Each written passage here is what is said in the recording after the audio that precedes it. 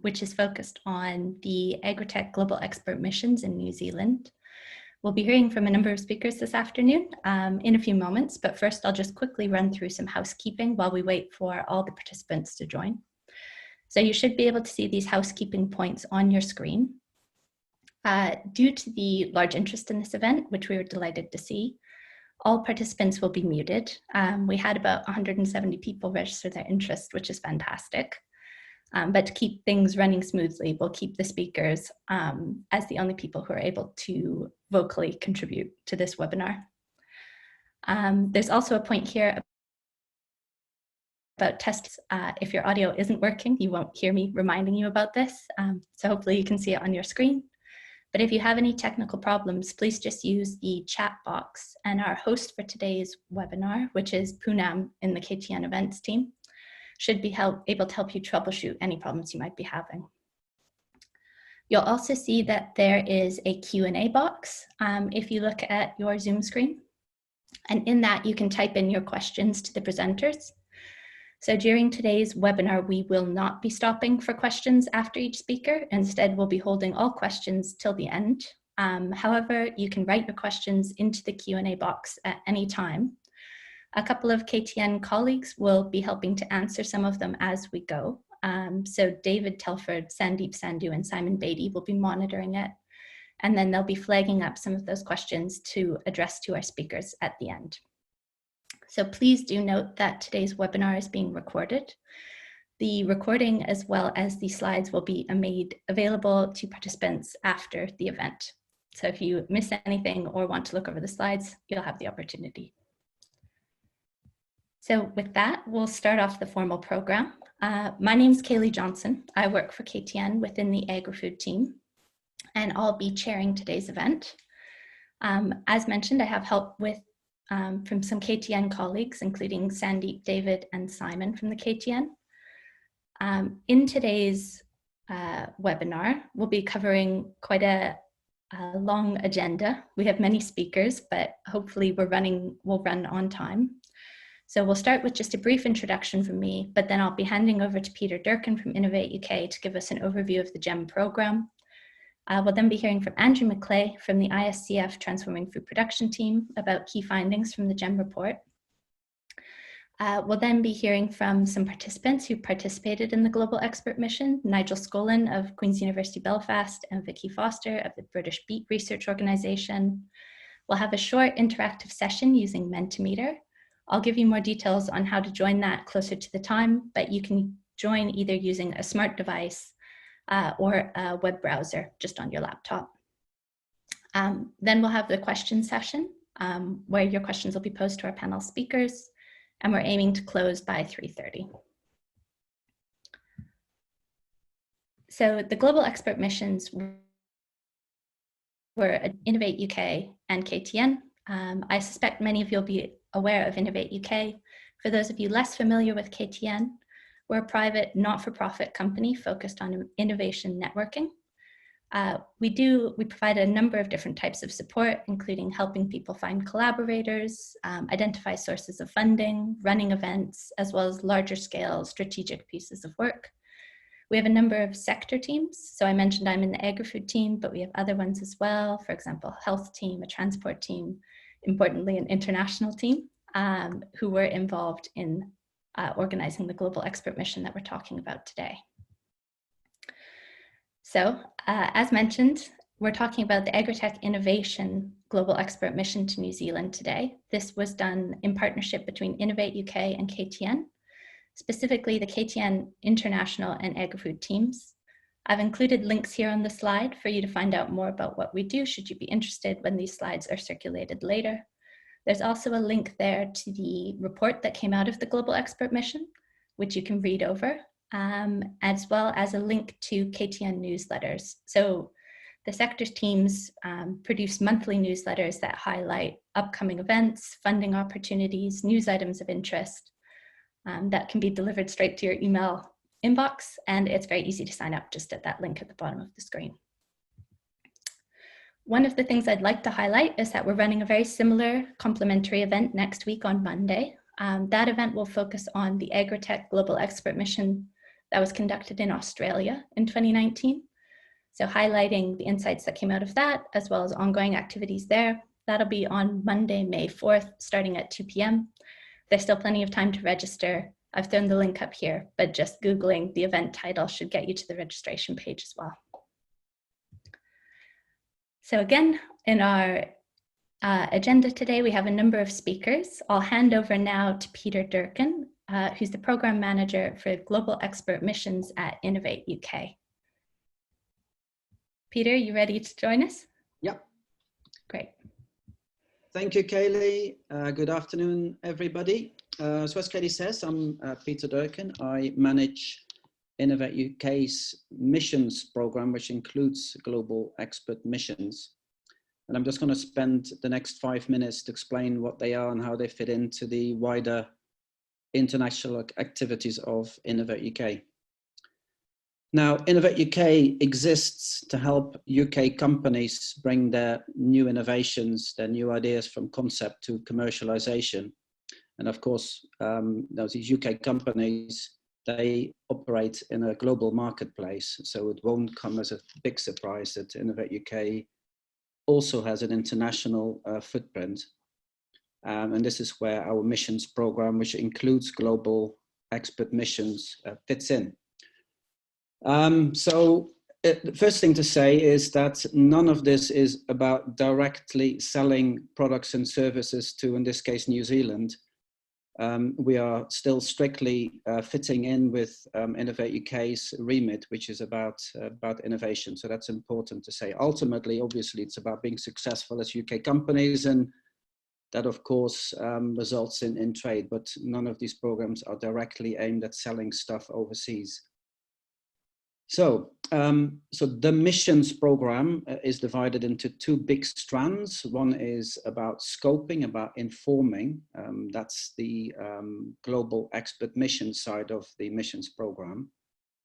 And then there's another strand, and I'll explain how they fit in together, which is more focused directly on providing a number of opportunities, direct opportunities to selected UK companies, and they're called Global Business Innovation Programs. So you've got an expert mission side, which is really the focus of today. And then you've got a more directly business focused strand, which is about, they're called Global Business Innovation Programs. So Global Expert Missions, they're run by our Knowledge Transfer Network. Typically, we run about 10 of those every year. We also run around 10 Global Business Innovation Programs per year as well. And each expert mission has three broad objectives. The first is that it helps us build partnerships, in this case with New Zealand, to help UK companies build partnerships ultimately. It's also aimed at informing Innovate UK and helping inform UK companies as well about what the ecosystem looks like over there. Is there a vibrant business community? Is there funding available? How easy is it to make business connections? How easy is it to operate as a business? And then thirdly, it's about showcasing UK capability overseas as well, in this case to New Zealand. So each expert mission is typically a week long. So we send 6 to 8 experts overseas. Usually that includes 1 or 2 of our own experts, including the KTN. And they give up their own time, but we pay their travel and subsistence. So they have a series of meetings, in this case, New Zealand, and my colleagues and a number of the experts will explain who they've seen and what their conclusions were. As Katie was saying, and Poonam was saying, these findings are written up in a report, and then we have a series of communications activities to make sure that we kind of promulgate the learning amongst the business community and the wider government as well.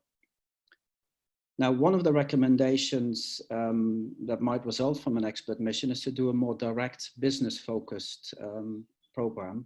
And this is where the other side of the program comes in, the Global Business Innovation Programs. So these are delivered by our kind of business network, the EEN, European Enterprise Network teams in the regions in the UK. Each GBIP is around 9 to 12 months long. So we're very specifically not calling this a mission, but because it's a 9 to 12 month long program, which happens to include a visit. And these GBIPs are directly focused at providing business opportunities. In this case, it would be New Zealand to 15 to 20 companies. And each GBIP is divided up into 3 phases. We select the companies and then we prepare them for the visit. We then have the visit, and very crucially, and this is what's been missing from programs in the past, we allocate a business advisor to that business to help them exploit the opportunities they've identified during the visit. So that's, in a nutshell, what the missions program looks like. We've got on one hand the scoping, the informing side, which is just the focus of today, of course, and we'll go into much more detail what this means in terms of Agri-Tech and New Zealand. That's expert missions. Then on the other side, you also have a direct business-focused activity, which is called Global Business Innovation Programs. So that gives you in a nutshell a kind of an overview of what our Innovate UK's Global Missions Program looks like. So that's it for me. I'll pass you over back to Kaylee. Thank you. Great, thanks Peter. Thanks for providing such a nice summary of what the Global Expert Missions do. Next up on our agenda, we have a talk from Andrew Mcclay, who's with the Industrial Strategy Challenge Fund Transforming Food Production team, and he'll be talking about some highlights from the GEM report. Andrew, are you primed and ready to go? I'm ready to share my screen, so let me see if I can do this okay, and we'll start the discussion. So I'm hoping that people can see my first slide.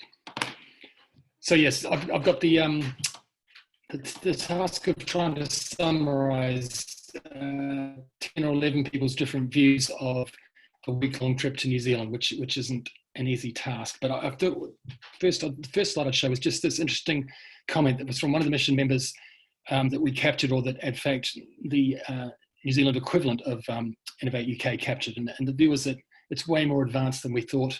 And there's so much that that we could be engaging with. So I thought that's a great little comment to start. But that's if you wanted a snapshot of the mission, I think that was it. Mission members were kind of surprised by what existed there. If we go down to the next slide, what I'm really going to try and do is just give you a pretty whirlwind view of where do we go and when do we do it, and then try and focus on some of the key things. So what did we see? What did we hear? And then trying to collectively capture what we thought about the trip, and then to wrap up with some things about some opportunities and what were we trying to do, and did we achieve our objectives. The photo there that you've got just captures some of the mission members looking out the window of the New Zealand Trade and Enterprise offices in Auckland and looking out over Waitemata Harbour. So that was a memorable visit. Very briefly, what we did, we travelled to four parts of New Zealand. We came into Auckland and then very quickly flew down to Wellington, where we had meetings with government. We then went up to Palmerston North and then down to Christchurch and then back up to Auckland. So we saw both islands and a range of farming types and organisations in between. And this all happened in March 2019, so just over a year now. If I start off by talking about what we saw, what I've tried to do is capture a couple of pictures that sort of summarise what we did. The purple looking thing there is with Zeddy written on it, and the lady there is an individual called Kate Gwillim, and Kate is a farmer entrepreneur. Kate's presentation to us out on their farm just out of Palmerston North started with not with the thing of, I had a great idea, I had some great technology, but it started with, we as dairy farmers had a really big problem. And so we set up a company to try and solve this problem. And their solution was what you and we in the UK might call an in-paddock feeder. But it's actually quite a high-tech and novel system. But it just wrapped up the way we thought this entrepreneurial spirit of New Zealanders and New Zealand farmers thinking about what's my problem and how can I go about solving it. The second picture along there shows well, it's hard to see, but this is a a system that's nominally called Spiky, which is designed to pick up nitrate levels in soils, designed by a company called Pastoral Robotics. So an entrepreneur, again, looking at developing a system that can detect nitrate levels in soils very rapidly, and then spray or inject a solution that will neutralize that solution. So trying to reduce nitrate leaching, which is a very big problem in New Zealand dairy farming, but also in dairy farming in parts of, well, Europe and around the world, to be honest. So again, some great technology coming through at sort of a medium-sized business. The other picture I've got there with the two blokes in the orchard is a company called Robotics Plus, which is a bigger scale example of New Zealand innovation. This is a robot designed to pick and manage kiwi fruit harvesting. Speaking to some members of the tour, this robot is pretty impressive.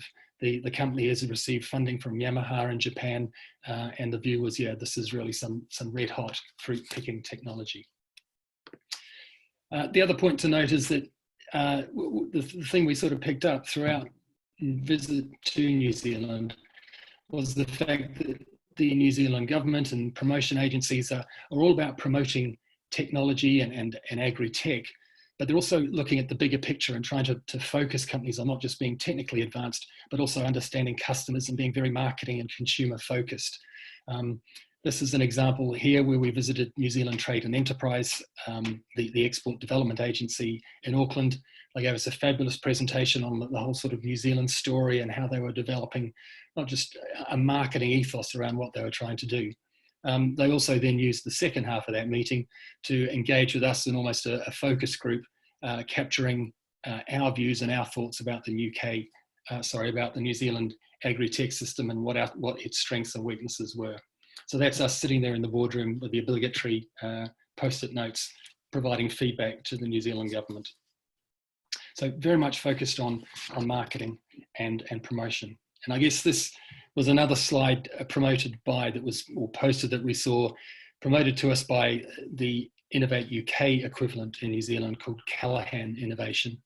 That just shows that the mindset and the culture that they're trying to develop in New Zealand, not just funding the technology, but actually funding and promoting this mindset of innovation, customer focus, and being something different. So I think those are a snapshot of the types of things that we saw in New Zealand. If we take the other concept I looked at, what did we actually hear? And it sounds a bit silly, but the first thing we heard was just a massively surprising number of UK accents. So almost no matter what meeting we went to or not event we attended, there was always somebody there with either a Scottish or a Welsh or a UK accent. And it just highlighted the number of expats that are actually in New Zealand that are working and developing, you know, opportunities, but also providing potentially a soft landing and a warm reception for other UK businesses coming out to New Zealand. So really interesting to see that. The other point is that New Zealanders very much know that they are a small country and a small developed rural economy. And they're very much focused on where can we best spend our money and where can we best devote our attention. We're not trying to cover each part of the market or develop and promote and sell products into commodity markets. Where can we really focus our attention and zoom in on the opportunities that are relevant and that we can service as a small country. We also heard that New Zealand is taking a very much a strategic and I call it a think big approach to developing agri-tech exports. At one level, we met with a Manawatu dairy farmer who was almost unsatisfied with the level of support he was getting from a local university. So he'd set up his own innovation hub and network. And one of the, I guess, measures of success of this bloke's operation was that he'd managed to attract the chief scientist from Microsoft to attend his farm and to be involved in that level. So it's a very small farm, but achieving some quite impressive results. At another level, we met with a person called Peter Wren Hilton, who had set up a thing called the Agri-Tech New Zealand, which was essentially a high-level club to bring the Agri-Tech Centre together and to promote agri-tech at the highest levels of government and industry. And if you look at Peter's business and what he's done, New Zealand is the only international player, or was at the time the international player, part of Farm 2050, which was an initiative set up by Google chairman Eric Schmidt to build Agri-Tech and to promote the Agri-Tech sector. He's also, and Peter was also involved in an initiative to bring the Australian and the New Zealand government together at the highest level to promote and develop Agri-Tech opportunities. I guess the thing that we did here that surprised us the most was the fact that in the UK, we tend to talk about, gee, it's difficult to get farmers to adopt technology and there's lots of challenges associated with it. Going out to New Zealand, we thought, hey, these farmers are going to be quite impressive. They're very commercially focused. Technology adoption must be a lot easier there. And the big surprise was that the companies that are developing agri-tech out there have the same sorts of problems that we do in the UK. How can you convince farmers to trial these products? How can you get them to accelerate the rate of adoption? So something we weren't necessarily expecting, but certainly a potential opportunity for both countries in the future to share information on how can we actually increase adoption of technology. If we go to the next slide, sorry. We did hear also from Callaghan some reasons about why they felt the New Zealand Agri-Tech had succeeded in export markets. And if you look at the reasons there, you know, innovative farmers, particularly driven by this lack of subsidies and their commercial focus, but strong connectivity between Callaghan, which is the equivalent of Innovate UK, and NZTE, which is essentially the same as DIT, Department of International Trade. And then the whole sort of community within New Zealand, angel investors, and good connectivity to global net funding sources, particularly for New Zealand, it's the US as their key source of large amounts of funding. But if you look at those areas, each one of those either exists in the UK already or certainly has the potential in the near term to be an important driver. You know, the City of London, the UK Agricultural Bill, all sorts of opportunities would open up or will be opening up that would make the environment in the UK for agri-tech exports very similar to what New Zealand is already saying. These are the core reasons why we're a successful exporting agri-tech country. So certainly some encouraging points. If we talk about what did the group think, again, that's kind of a hard thing to pick from individuals' minds, but certainly the topics of conversation around that mission that we shared during meetings and after meetings, where there was a view that actually, surprisingly, New Zealand is a lot like UK farming. So when we look at production systems, you know, we can drill down and say, well, you know, pasture in New Zealand has a lot more clover in it. In the UK, we don't. The UK sector is very focused on berries. New Zealand's more apples and wine. But certainly, at a detailed level, yes, there are differences, but at a broader and more macro level, the two countries are very similar. And you can extend those similarities into consumer markets and customer issues. And I guess that was one of the broader issues when you start to think beyond the actual technologies, is that the markets and the environments that New Zealand and the UK are operating in are very similar, and particularly around the things about sustainability and improving productivity. So while in the UK we talk about intensive, sustainable intensification, New Zealand doesn't quite use the same words, but very much interested in how can we make agriculture more sustainable and more productive. I guess one of the other things that the group talked about and that there was a common thinking was about just the level of integration between organisations within New Zealand and across the agri-tech environment. And in a way that's kind of easy because it's a small country, and you know, within small countries it's not very hard not to know everyone. But certainly there was lots of thinking about how integrated they were, how the agencies were talking to each other all the time, and how they were frequently communicating. So potentially a lesson for the UK, how can we work closer together? There was also a view that New Zealand is probably more flexible at addressing some of these regulatory barriers and other issues to adoption of agri-tech. In the UK, it's kind of common for us to say, well, or for agencies to say, well, you have to prove it's absolutely fail-safe before you can even trial it. Whereas in New Zealand, there appeared to be slightly more appetite to actually let something be tried first as an experiment to prove if it did work, and then to try and make changes to the regulatory environment if required. It was almost try it first, and if we need to, we'll change, rather than having 100% proof first before you would even try something. I guess the other thing that surprised us a little bit in terms of what we saw was the issues around, we certainly expected New Zealand farmers to be productive, but what we did see was a number of these impacts that had environmental impacts that were not necessarily desirable. So that picture there shows the group looking out over some trials that were being conducted in the Canterbury Plains. And the whole purpose of there was to work out, well, what is the level of, essentially, what's the level of dairy farming that should be allowable on these very light alluvial soils where nitrate leaching from dairy cows has big pollution impacts. And it was interesting that the group kind of quickly came to the conclusion that you really didn't need to go to all the trouble of these trials, because on these sorts of soils, the answer is you really shouldn't be having dairy farming in any large scale. And that's, I guess, demonstrates the difference between New Zealand. It was very much productivity, and then we'll look at the environment, whereas in the UK, we've had a much more stronger focus on the environment all along, limiting how much productivity can be driven in particular parts of the country. We also had the view that UK farm assurance and other issues like that were far stronger in the UK, whereas New Zealand was really only starting to develop the strong assurance systems that we have with Red Tractor, etc., in the UK.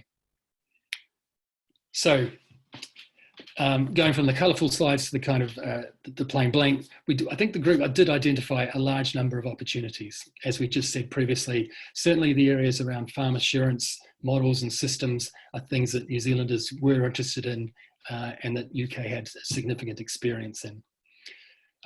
The UK was also potentially almost a landing zone for New Zealand agri-tech companies looking to go global. So New Zealanders have always been very aware that they're a small country and that to survive they need to export, and certainly in the agri-tech sector that's no exception. So UK provides a potential European landing zone.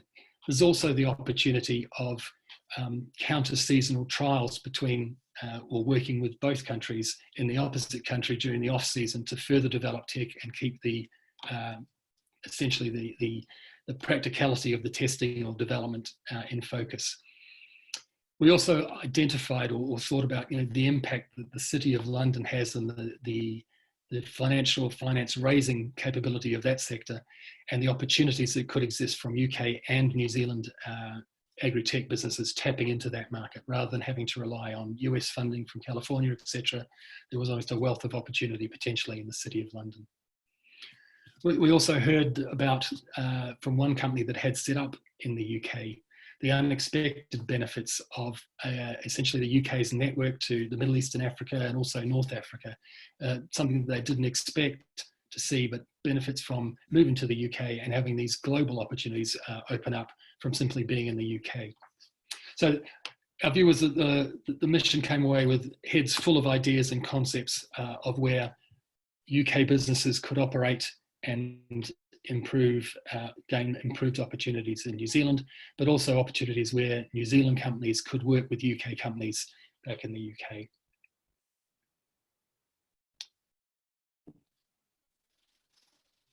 I guess one of the key things about a mission is it's always easy to get out to a country and look around and have huge amounts of enthusiasm, and then you come back from the mission and you are consumed by the day-to-day or the backlog of work that needs to be done. But certainly since this mission went out last year, there have been a number of activities that have occurred that have followed on, kept the interest and the relationships alive and being developed. The first thing that we've mentioned already is there has been a mission report produced. And I would add that another interesting thing between the UK and New Zealand is that UK people can write. And our colleague who wrote this report for us, Rob Merrill, has written a really very readable, very interesting report. So I'd encourage anyone who would like to know more detail to grab a hold of that report, because it's a well-written, good document. We also had a DIT mission in June, July last year, out to the New Zealand Field Days. New Zealand Field Days are the biggest agricultural trade show. So we took a team of businesses out there. Innovate UK itself met with a number of Callaghan, so our equivalent in New Zealand. They came over to a thing called the Eureka event in May 2019, and that was a broad-ranging discussion on issues relevant to innovation funding and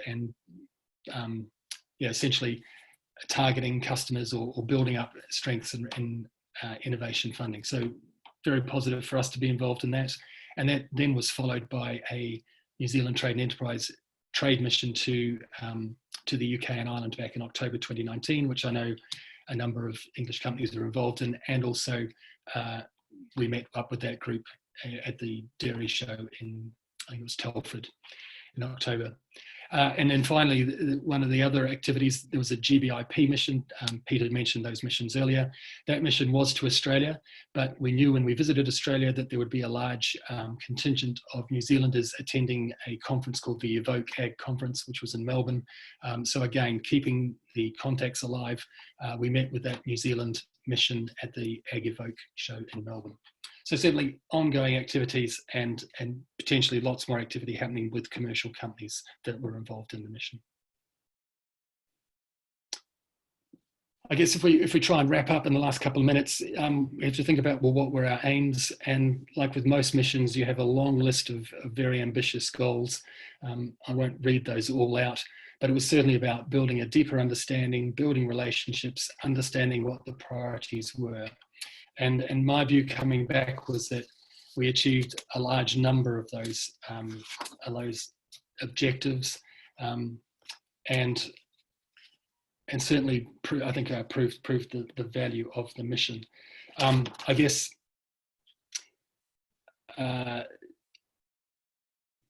one of the other benefits that comes from this mission, as well as the sort of the core objectives, was the relationships that are formed between the participants on the mission themselves. So we took 11 organisations out to New Zealand, and the feedback was, yes, the mission itself was fantastic and we've learned lots, but we also have really benefited from just having time to talk after the missions, to discuss, to share conversations with, whether it's other commercial partners or other academic partners that we're out there with. So certainly the whole mission concept is very powerful in terms of building networks with international partners, but also strengthening and building networks with the actual participants on the mission, something that benefits the UK industry when we return. So I think hopefully that's given you a fairly interesting and concise summary of just some of the things that we learned. I can't really finish the mission without expressing our sincere thanks to the KTN and the individuals that were involved in organising the mission for us, but also to our Science and Innovation Network officer who was based in New Zealand, Kate Calcott, provided huge amounts of enthusiasm and energy and really made the mission very successful and just run very smoothly. So yeah, it's a tough job, but Kate did a tremendous job, and thanks very much to her. So I think that is me, Kaylee. Hopefully on time or close to being on time. Yeah, that's great. Thanks, Andrew. That was a really nice run through of what you accomplished during the mission and what you've been doing since. Okay. And I know a Q&A box. So as a reminder to everyone, we'll be doing a Q&A session at the end of the webinar, but please do write your questions as they occur to you, and we'll come back to them later. So with that, we're going to move into a couple talks from some participants who attended the missions from the UK side, starting with Nigel Schoolin, who's a professor at Queen's University Belfast and the director for the Institute for Global Food Security. So Nigel, I'll let you take it away. So good afternoon, everybody. I'm delighted to share a few thoughts this afternoon, and it was also an excellent opportunity for my first visit to New Zealand to learn more about the agri-tech sector there, but also to learn more about farming systems in New Zealand. In this first image, this is a fairly typical scene in New Zealand. My background is in ruminant agriculture, and this one here reminds me really of the importance of ruminant animals and managing this landscape. And in New Zealand, they have a big focus on the conversion of the forage material that's produced in this environment and its conversion into high-value animal products, meat and milk. Just to build on a few points from the first presentation, I was very impressed with the large growth that's occurring in the agri-tech sector in New Zealand, the use of sensors, data, big data, artificial intelligence, very impressive indeed. Most of this application I felt was building more, as it is in the UK situation, in the arable and the horticultural sector, but also starting to increasingly penetrate into the livestock sector. The visit also brought home to me the fact that New Zealand is a long way down the line of not having support from government into their agricultural production. So hence, as described in the previous presentation, New Zealand farmers and producers have a big focus on productivity. It was very impressive, their knowledge of economics of production. But increasingly, there are big tensions in around the environmental access, and I'll build upon that in a moment. But it was also impressive how they are moving much more away from commodity production into higher value added products. And in the case of ruminant agriculture, then there's a big focus or continued focus on the development of a unique range of products from pastoral grassland agriculture. What was also apparent was the connection and close connection between producers, farmers, other players in industry, government, research, both research institutes and universities. Really quite impressive, the connectivity between these organizations, all seeking to advance agriculture as a key driver of the economy in New Zealand.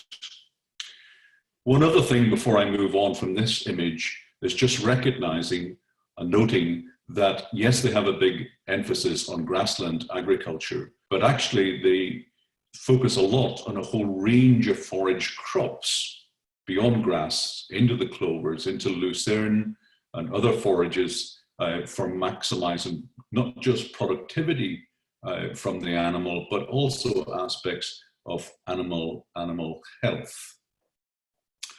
Now, in this image here, I had the opportunity to visit the Grassland Research Centre at Palmerston North.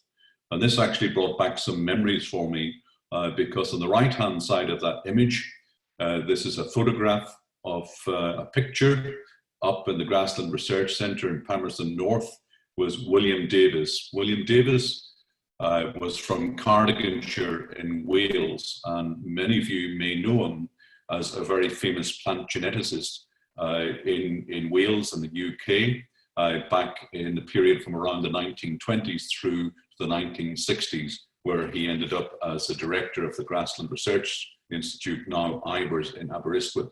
But I put this image up just to emphasize the great role globally that New Zealand, along with the UK, Ireland, and a small number of other countries have in grass genetics and breeding, but also in this image here, clover genetics and breeding. This is an image just to emphasize that from a farm that we visited. The farm's coming up in the next slide, which just shows the emphasis on grassland productivity, but also high levels of clover embedded within that grass sward. What was interesting, and this is a similar slide to what Andrew's presentation when we visited the farm. This is a large dairy farm that has a focus on maximizing productivity and minimizing environmental footprint from their dairy cow system, using precision technologies to measure yield, nutritive value, but also looking at aspects of nitrate leaching from soils. And I'll show you an image of that in a moment. So a very high-tech farm. Impressively, this individual animal feed system for delivering concentrates at grass may seem productive, but actually they're trying to optimize productivity and minimize environmental footprint per unit animal by optimizing supply of energy in particular into that animal. So this is a really smart, actually low-cost unit that had been designed and developed for the farm by a local engineering company. And now they're manufacturing this for the New Zealand market today. I include this slide in my conclusions, really, just to emphasize that New Zealand has a big emphasis now on the environmental challenges of agriculture, and particularly in around pastoral agriculture. So on the left side there, it's showing some high-tech equipment for being able to measure greenhouse gases in the atmosphere above some of those pasture paddocks. And on the right-hand side, it's actually an image building on Andrew's message, where they're actually looking at ways of minimizing nitrate leaching from soils by looking at the types of plants that they grow above ground level and how they may be able to minimize what is a significant problem in some areas of New Zealand, particularly in their dairy farming systems in the Canterbury Plains. So the message, big emphasis on greenhouse gas emissions. And finally, just to emphasize that with a slightly different angle on the greenhouse gas emissions, New Zealand is also one of the lead countries in the world looking at the genetics of methane production. Methane, of course, is one of the very important greenhouse gases linked into ruminant agriculture. And it was impressive to note that New Zealand have a big focus on phenotyping methane from sheep and also through into dairy cows. And they, over the last couple of years, they have built a very smart system for being able to effectively what I would call field phenotype methane, to be able to help to develop animals which are lower emitting in terms of methane production. So in all, a very useful trip to understand the farming, the research, and the entrepreneurial drive by farmers and industry in New Zealand.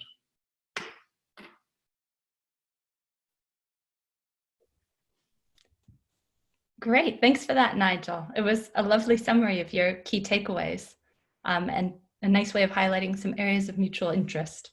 I feel like the pictures really help bring it to life. So next up, we have another delegate who attended the mission, Vicki Foster, who's the head of the British Beet Research Organisation, and she'll also be sharing some of her experiences and what BBRO have been doing since the mission. Thanks, Kaylee, and good afternoon to everybody.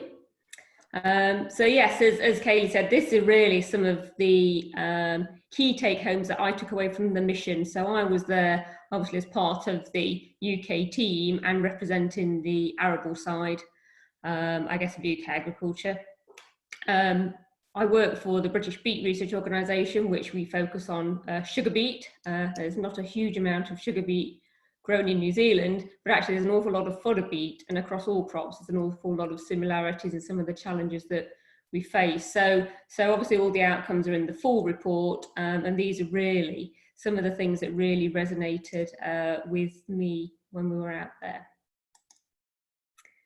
So firstly, I think some of these points have already been emphasised by others, but it was really good to see the communication channels between the funders and businesses, and sort of those opportunities for that early startup grants and that innovation support were very, very well rounded in New Zealand, and there was a lot of really good joined up communication. And I think sometimes it could perhaps be a little bit more fragmented in the UK. So I think there are things there we can learn about how these organisations come together. And I think Innovate have obviously been working really hard and been developed with some of the communications within the UK as a result of this as well. Again, as mentioned, that farmer-led innovation really shone out in quite a lot of the visits we went on and the people that we've spoken to. And also, you know, it's how you can get some of these ideas and take them through to commercial products. There was some good support in some of these areas. I think it was very clear that the early stage investment is very good in New Zealand. And there are lots of ways where people can network and get access to startup grants. Although there were some comments made by a few people that it can be sometimes more challenging to really upscale some of these ideas. So when you're wanting perhaps more significant sort of financial backing, that can be a little bit challenging, but at least, you know, there was great support just for looking at new things and just for getting things going and having a look and see, and not being afraid if perhaps things don't work all the time, but just let's have a look to see what we can do. One thing that I was a bit surprised about was really since the loss of subsidies changed the focus much towards production in New Zealand, this clearly was at the cost of the environment, and there have been quite a lot of significant pollution from New Zealand agriculture, and particularly from the farming sector, from the sort of dairy sector. But I mean, they've recognised this, and there's been huge amounts of sort of remediation work has been taking place to rectify this. But I think it is a really important lesson for the UK to think about, actually, if our sort of farming support systems change like they're going to, what does that mean, and how can we make sure we don't get dragged into the same scenario that actually for farmers to have to make a profit, you know, is all out production, and you know, we don't want that to be at the cost of the environment. And one of the things that came out time and time again from lots of people we spoke to was really the great opportunities for kind of dual season working, particularly the collaboration between the UK and New Zealand on the arable side of things, where it is very seasonal. Some really good opportunities where, you know, we could get sort of 2 sets of data and twice the amount of value out of single sort of projects by collaborating together. And I think this is a really easy thing for us to take forward once we can really just open up those communication channels. And I think certainly these types of missions allow those communication channels to be opened. And again, as Nigel's already touched on this, you know, like the UK, there's a real focus on sensors, robotics, data. This is a really high priority of the industry that goes across all of the sectors. And I think we have a lot in common there, and probably some really good opportunities to work together. Another hot area for a lot of competitive work out there was in urban vertical farming, in particular for the hort sector. There was a huge amount of work happening in this area. And I think, again, Andrew touched on, and Nigel touched on this again. Actually, what they've really focused on now is the brand, and you know, the New Zealand brand is stronger than anything, and the traceability of their products is really what they're marketing on, not just about commodities. It's really about, you know, this is the New Zealand brand and this is why it's so important. And I'm not sure in the UK we always focus on the brand as much. We are very good on the farm board and the red tractor, like Nigel said, but actually what is our USP, what is our real strong brand? And I think that is going to become more and more important as we go forward. Challenges that we have in common again are, you know, how do we change farmer behaviour? How do we change that practice on farm? Because we all struggle with that. And also New Zealand has a real problem with succession planning as well, and getting young people into farming. And again, I think we can probably empathise with that in the UK as well. But a sort of final takeaway was it was actually really nice that New Zealand do have a really good positive perception of UK agriculture. I think sometimes we can be a bit hard on ourselves and we look at countries like New Zealand thinking they're the best of the best, but actually there was a lot of positive feedback about UK agriculture, so that was a really nice take-home message. So there were some of the key things that really stuck in my mind from the people that we spoke to. And now since the mission, we've been taken within BBRO, we've done some follow-up actions ourselves. So we had another visit. We sent one of our colleagues, Alistair, right out there. He went out for a month in February this year. And some of the key things that he was talking to, he visited both Australia and New Zealand. He went to see Plant and Food, some of the companies that we went to see, was around thinking about how we could take advantage ourselves of this dual season working. We do have similar pests and diseases in sugar beet and fodder beet. Sort of the photo of the crop there is fodder beet, severely affected by virus yellows, a big problem in the UK now. And again, can we work together on this? And what can we learn and how can we help each other out? Another area that Alistair had looked into quite a lot was around drone technologies as well. You know, this is something that a lot of countries and companies are working on at the moment, and again, understanding what we might be doing differently, what we might want to maybe try, have access to different equipment, and again, sort of do a bit of work together in this area.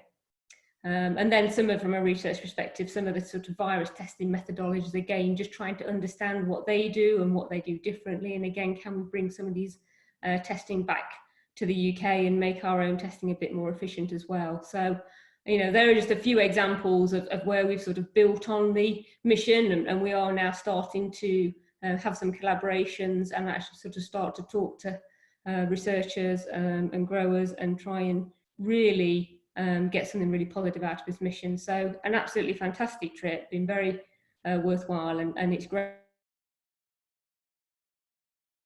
some value back to the UK from some of the work that we'll certainly continue to do in the future. And that's it from me. Thank you, Hayley. All right, thanks, Vicki. It's wonderful to hear that it was such a useful trip for BBRO and you've already had some follow-up activities. That's exactly the kind of thing we like to see out of these global expert missions. So again, we'll be doing the Q&A at the end of the webinar, just one more session left. First, we're going to be running an interactive session through Mentimeter. So you should be able to see details on how to join on your screen now. If you navigate to www.menti.com, you can use either a smartphone, any kind of smart device, or just another tab in your internet browser, and use the code 830433. That'll take you to our survey that we're going to use to get some real-time feedback from everyone on this call. So again, it's menti.com, and you can use the code 830433. And some of you have already managed to log in, which is great. So the first question is just asking, do you already work with New Zealand? Trying to get a feel for how many people on the call already have those connections in place, already doing work with New Zealand, or if we're more of the delegates that were participating today are interested, but maybe don't have the experience yet. It's great to see these numbers moving around too. So if you do have any difficulties joining, again, you can use the chat box to seek technical assistance. We should be able to help point you in the right direction.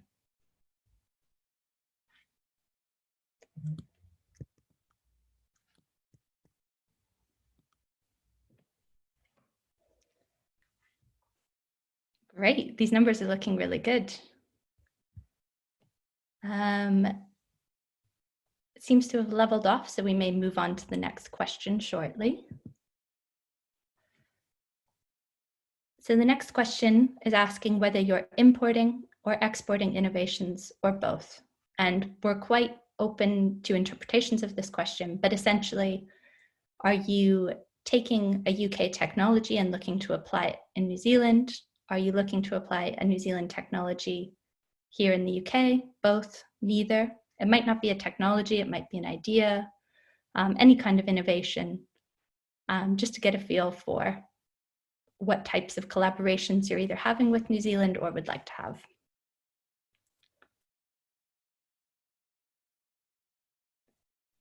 So again, really interesting results. Glad to see that there's quite a few responses in the both column. It's always nice when it's a give and take relationship. So again, the numbers look like they're starting to stabilize. So we'll move on to the next question shortly.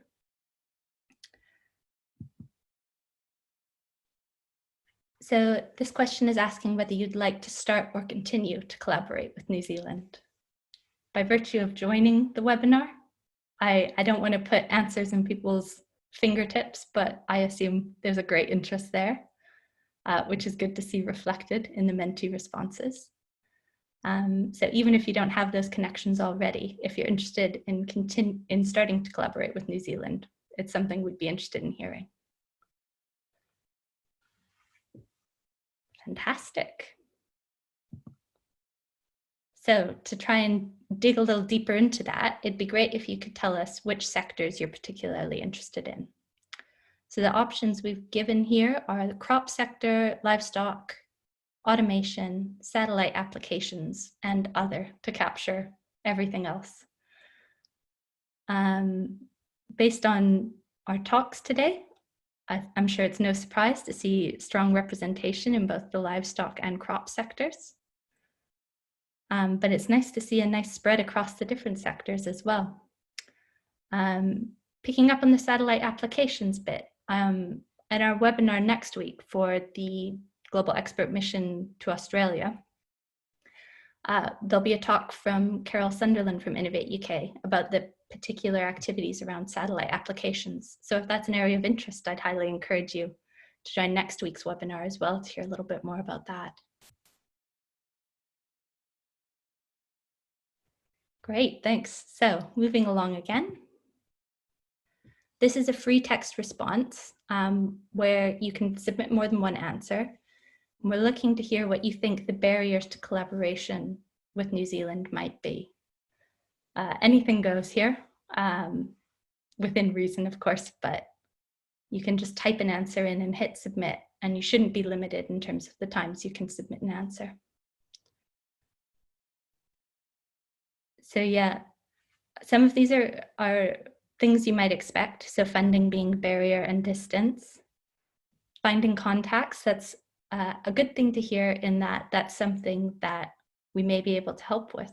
So definitely get in touch with us. And that's, again, a large part of what these global expert missions were about, is finding organizations in both countries looking to work with each other. So we also see, a lot of contacts in New Zealand, connections on the New Zealand side, networking opportunities, that's really interesting. Knowing who to speak to, awareness of horticultural operators in New Zealand, very specific. Funding and cost coming up quite a lot. The time difference makes a difference. Impact of travel in terms of emissions definitely makes a big difference. Time, everyone is always a bit pressed for time. Feels like even more so in the last few weeks. Yeah, connections, introductions, time to plan. This is great. I'm glad to see so many responses.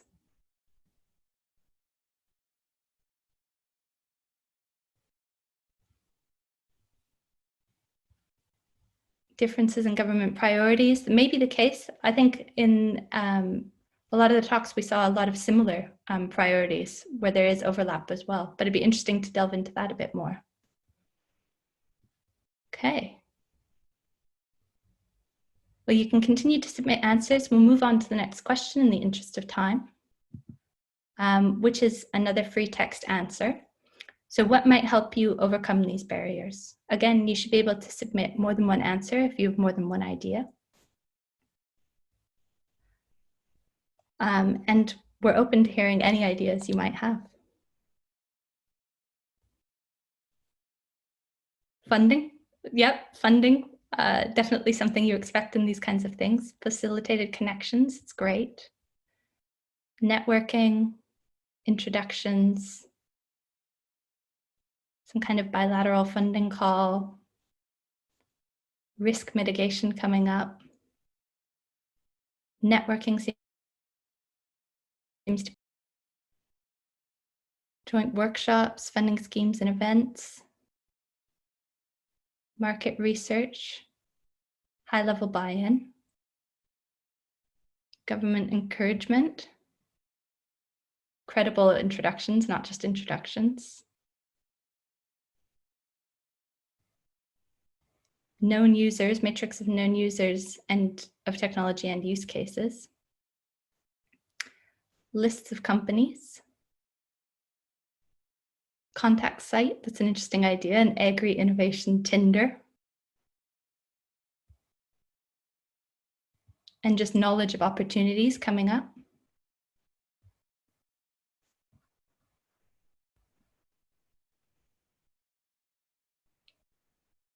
This is great. Well, again, answers keep coming in, but we'll move on to the next question in the interest of time. So the next one is another free text. So what do you perceive as the comparative strengths of the New Zealand agri-tech sector? So again, our panel, you're welcome to participate using written responses through Mentimeter, but if you want to unmute and say anything about these questions as well, you're more than welcome to.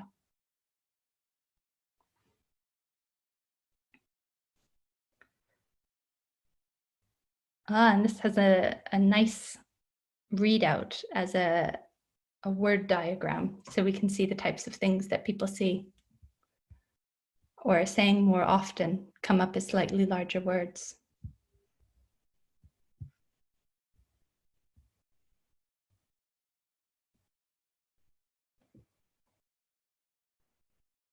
Comparative strengths of the New Zealand agri-tech sector. Collaboration and communication seem to be big ones. Dairy as well. Innovation. It's great to see the diversity of responses here too. There's some really interesting ones coming out. Proximity to Asian market. Farmer-led. Dual season. Yeah, that was highlighted in a few of the talks as a benefit of collaboration between New Zealand and the UK.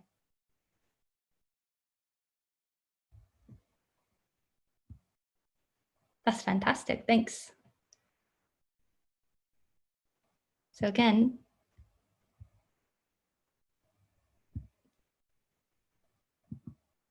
this should be our last question for the Mentimeter today, but what strengths can the UK agri-tech sector bring to such collaborations? So it's another free text question. You can submit multiple responses. And we're very keen to see what types of things come back here. So the comparative strengths of the UK agri-tech sector that we might be able to contribute to collaborations with New Zealand. So already quite a diversity of responses. Size of market, an opportunity to share best practice, artificial intelligence as a strength, biopesticides and biosensing coming up. Robotics, yeah, these are great examples.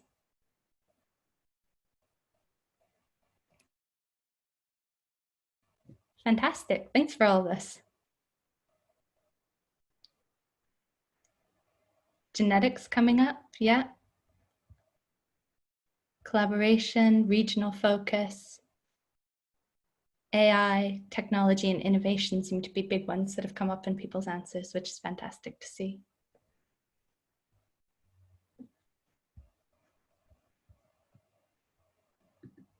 So we might wrap up the Mentimeter there. You can still submit answers even after we've moved away from it, but in the interest of time, we'll start heading into the Q&A session for our various panelists.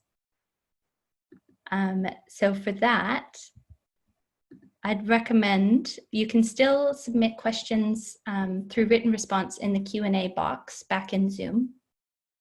If you look at the questions in the Q&A box, you'll notice that there's a small thumbs up sign at the bottom of each question. So if you look through questions other people have asked, you can always click on that thumbs up to say that's a question you'd really like to see an answer to, and it helps us rank which questions will be asked to the panelists today. For the Q&A session, I'll hand over to my other KTN colleagues, David, Sandeep, and Simon, to maybe pose a few of these questions to our speakers. Thanks, Kaylee. That was a really good Mentimeter session. I'll kick off with some of the questions to the panelists. So panelists, feel free to unmute yourselves and answer some of these questions. So there have been quite a few questions around funding activities and collaboration. So if I kick off the first question, and maybe Andrew or Peter might be able to answer this one. Are there any Innovate UK or UKRI funding activities or a joint UK-New Zealand call that could facilitate collaboration between academia in the UK and industry in the UK with their counterparts in New Zealand?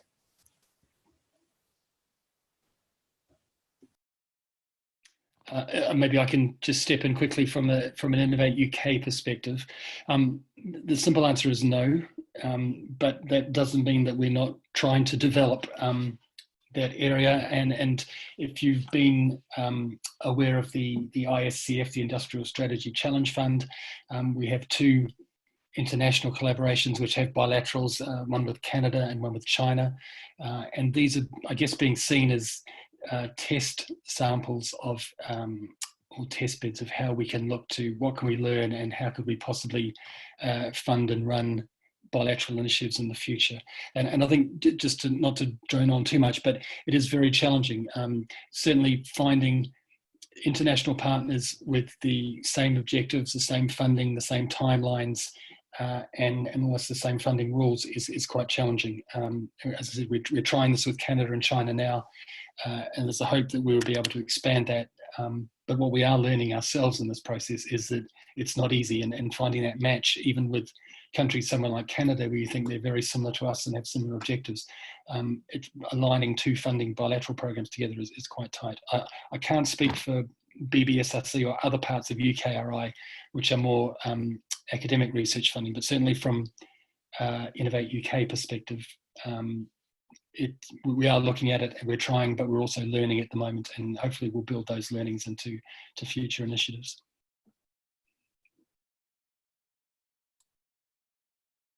Hi everyone, it's David Telford here. I'll just ask a second question. So we've had a question, is there a way for KTN or Innovate UK to facilitate UK and New Zealand businesses linking up on opportunities? Andrew, I'll let you comment in a moment, but from a KTN perspective, I think, yeah, certainly we'll look at the outputs of today's event, look what people are particularly keen on and see what we can do offline. But just to mention as well, we've got the Department for International Trade, who've got people in the UK and in New Zealand looking at this area, and they've got their equivalents in New Zealanders as well, who we met on the mission and were very collaborative and proactive, and there's some of them on the call today as well. So certainly if you've got specific inquiries, please do send them over to the KTN. We'll pass them on to those relevant people and do that.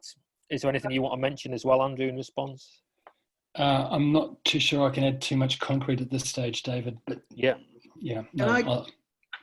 Can I add, the other people that UK businesses in particular should be referring to is their local EEN team, because they are our business advisors in the region. So if they're particularly interested in working with New Zealand, contact your local EEN team. Great, thanks, Peter. Okay, shall I move on to the next question then? Which we've got, how much was moving away from subsidies in 1984 responsible for New Zealand focus on marketing and markets? Not sure who best to direct that one to. Who'd like to take that? Do you want me to have a crack at that, given that I was living in New Zealand at that time? I probably got quite a distorted view. Go on, Andrew, please. Yeah, if I go back through my very limited knowledge of New Zealand history, there were 2 things. One was when the when the UK entered the common market. So that was a real wake-up call to New Zealand that their traditional markets were actually being disrupted. And so I'd say that was the biggest call. I think the more recent changes, it's almost an incremental focus. That New Zealand has always been an exporter. My favourite example of that is if you look at, it's a non-linear example, but if you look at the New Zealand Dairy Farming magazine, it isn't called Dairy Farming New Zealand or New Zealand Dairy Farmer, it's called the New Zealand Dairy Exporter. And to me, that just signifies so much. It's like the whole industry has been based on exports. And I think it's been a strong industry and it's grown over the last 20, 30 years. That industry, along with the horticulture, with kiwi fruit, they've all just been export-focused industries. And everyone in New Zealand has always been, in horticulture particularly, trying to find the next kiwi fruit. You know, what's the next best or biggest thing? When I was at university, there were Asian pears were going to be the next boom.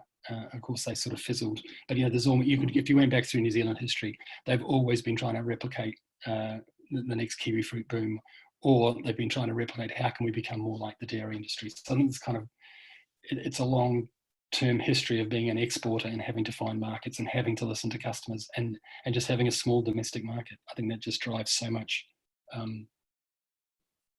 innovation and change. But that's one person's view. Others might have a more academic or a more intellectual perspective than that. Does anybody want to add to that, or should we move to the next question? I'll take that hush as the next question, please. Sandeep, I think it's you for next. Yep. So the next question is around whether we saw New Zealand as a competitor for markets globally whilst we were in New Zealand. And I guess I can add my view to that question. I think when we were there, we really saw New Zealand not as a competitor, but more as a collaborator, both, of course, in the R&D space, in terms of looking at the season research and innovation activities that we could do, the counter-seasonality opportunity, but also in terms of their proximity to Asia. I think we saw that as a real opportunity in accessing global markets in the region. But I'll open it out to the panelists if they want to add any of their thoughts on that question. Yes, it's Peter here. So I think, as I reflected early on in the webinar, the whole point of us going out to these countries is to not compete, but to find partners. So we're always interested in these win-win opportunities. So working with Callaghan to connect UK companies with New Zealand companies so that they can develop stuff together, that's the priority. So even though, of course, companies operate on a global playing field, and they may be in some cases individual competitors, but from a UK New Zealand perspective, we're looking for those partnerships. That's really, really important. Thanks, Peter. Anyone else want to add to that before we move on to the next question? I would just add and endorse what you described a moment ago. But I think the markets that they have access to, equally, by working together, we can also understand better those markets and work together to access those markets, and vice versa. There's a lot of opportunity for cross learning and working together to support developments. Absolutely agree with that, Nigel. I'll move on to the next question. I think it's you, David.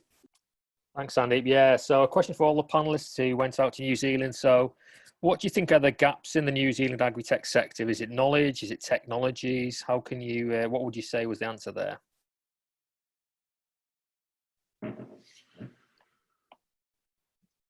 Can I just give an example? I think we alluded to this. There seemed to be, at least highlighted to us, issues for investment in the later stages of development.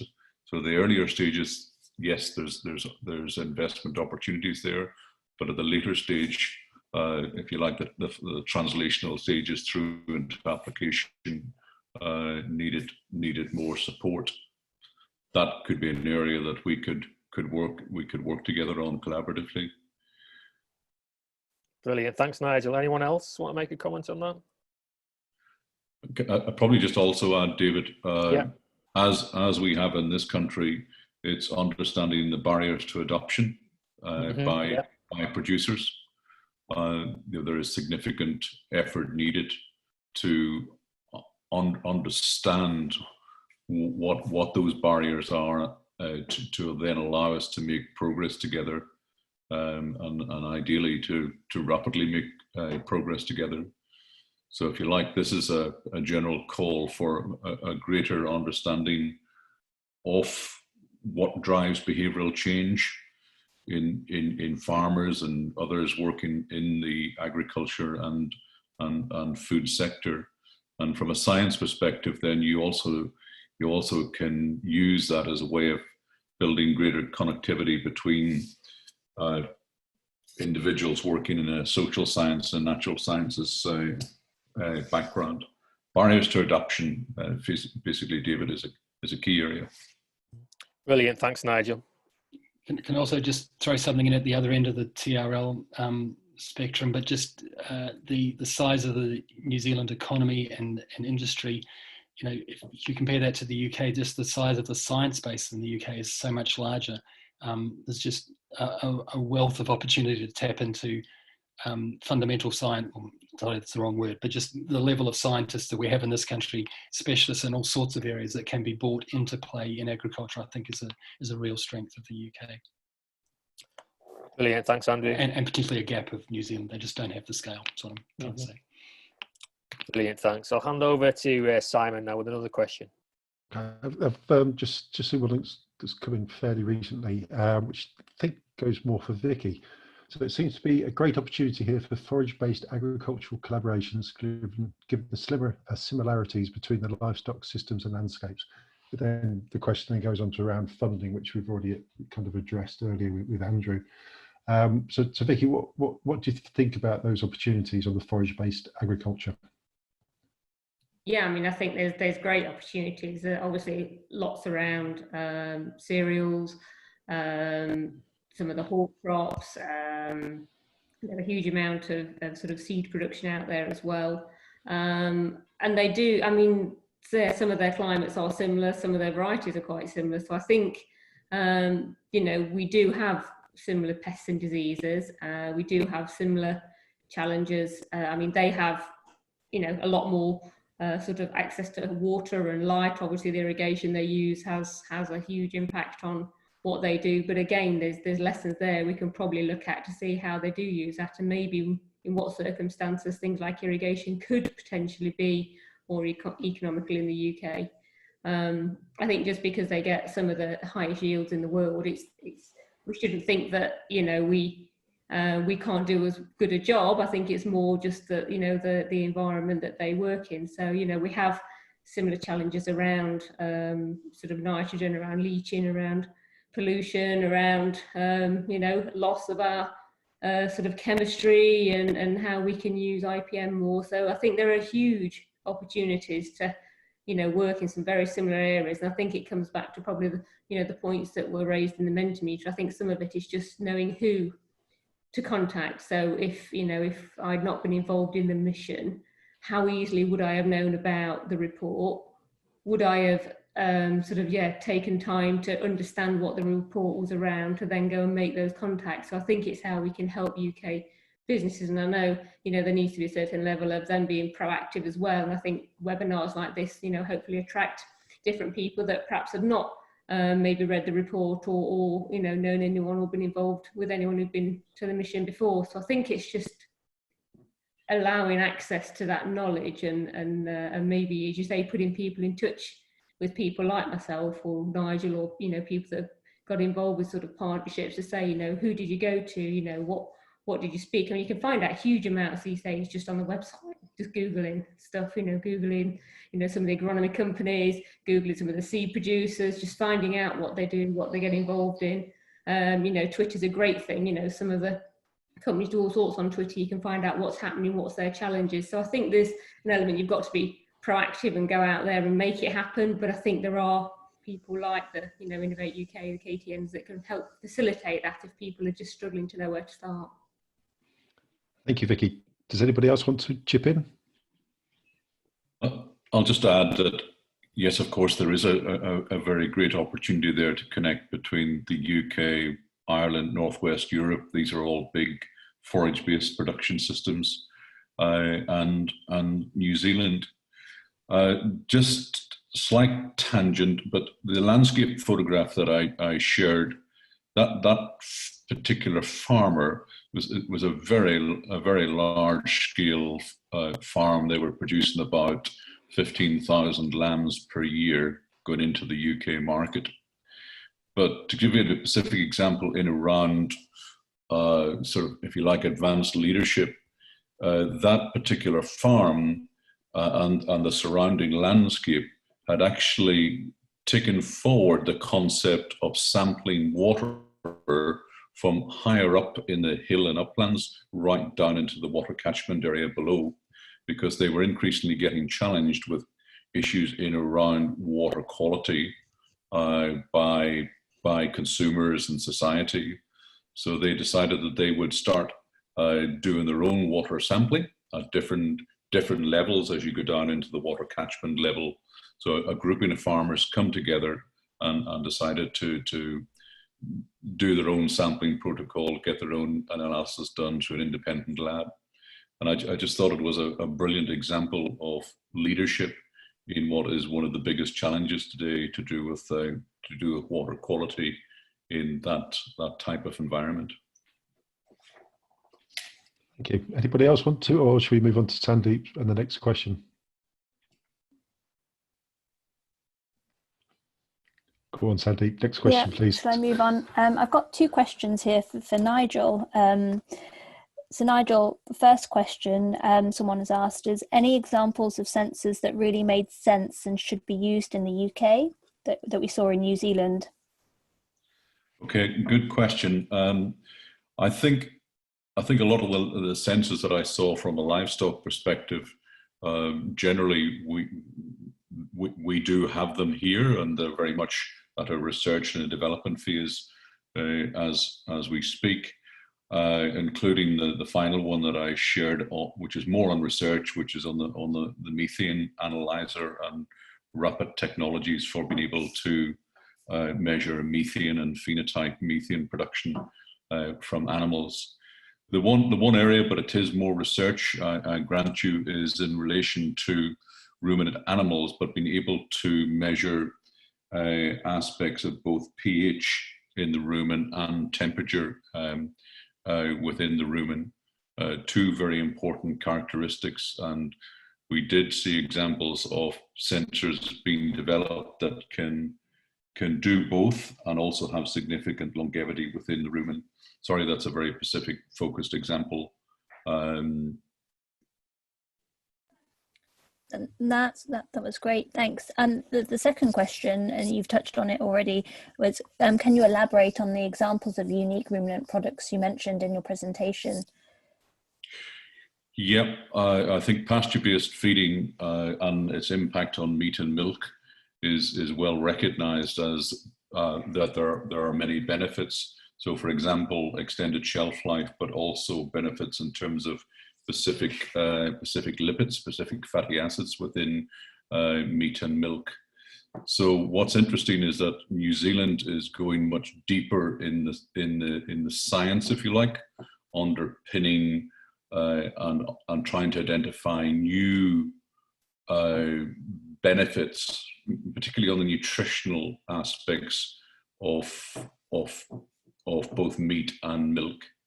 So I'm not going to add any more to it than that, other than they're going much deeper, looking for novel aspects that could add uniqueness and also, if you like, evidence of the traceability of the products that are coming out from pasture-based production systems in New Zealand.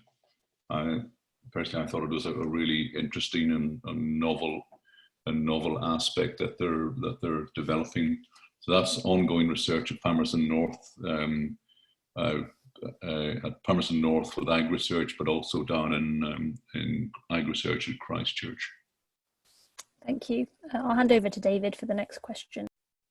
Thanks, Sandeep. Yeah, this one's coming. It'd be good if someone on the panel could talk about the role of levy boards in New Zealand, and is there an organisation that's equivalent of AHDB, and how do they operate there?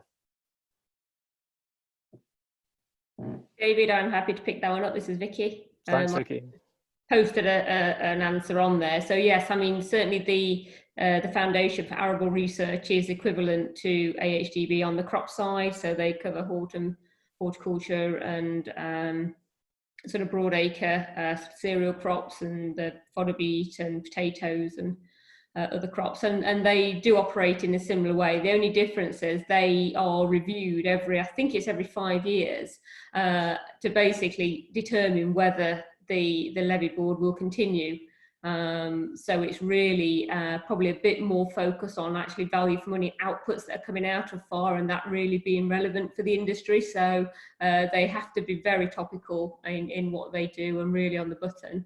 And interestingly enough, a report came out last week from the review of HDB, and they are posing a similar thing, that actually every 5 years HDB will go through a review now to determine what the future is. So I don't know whether that's coincidence or whether that was based on how the New Zealand system operates. But yes, so I'm not too sure what's on the livestock side, but certainly on the crop side, yeah, the Foundation for Arable Research is out there, and they're slightly different to HDB because they do a bit like BBRO. They actually do some of their own research and don't rely on a lot of it being done by third parties. So they get directly involved in it, and then they can talk about it. And they obviously have a lot of on-farm activities like HDB does and BBRO does. Thanks, Vicky. And would Nigel or Andrew like to comment on the livestock side of things? Sorry, Andrew. Well, the livestock equivalent would be something like beef. I think it's still called Beef and Lamb New Zealand. So they have a dual role of, yeah, essentially like HDB, trying to promote the product to consumers, but also promoting improved productivity of New Zealand sheep and beef farmers. And then they've got a great, from memory, they've got a great website and you know, a team of field staff around the country running field days, workshops, etc. Brilliant, thanks, Andrew. I think that's probably the last question. I'll hand back to Kaylee now, just to wrap up, I think. All right, great. Thanks so much for submitting all of those questions, everyone. There were some fantastic ones in there in the mix, and thanks to our panelists as well for providing such thorough answers. So with that, we'll close it off there. As circulating a recording of today's webinar, as well as the slides from the speakers after the event. So you'll have a chance to review the content at your own leisure. So thanks to our speakers today. Again, it was Vicki Foster, Nigel Schoolin, Andrew Mcclay, and Peter Durkin. Thanks as well to the other organizations in New Zealand and in the UK, who both helped facilitate the mission itself and who are supporting ongoing activities. And thanks to all of the delegates for participating. It's been great to have such a lively group with us. So that's it. I think we'll call it quits there. Thanks. Well done. Thanks, Kaylee.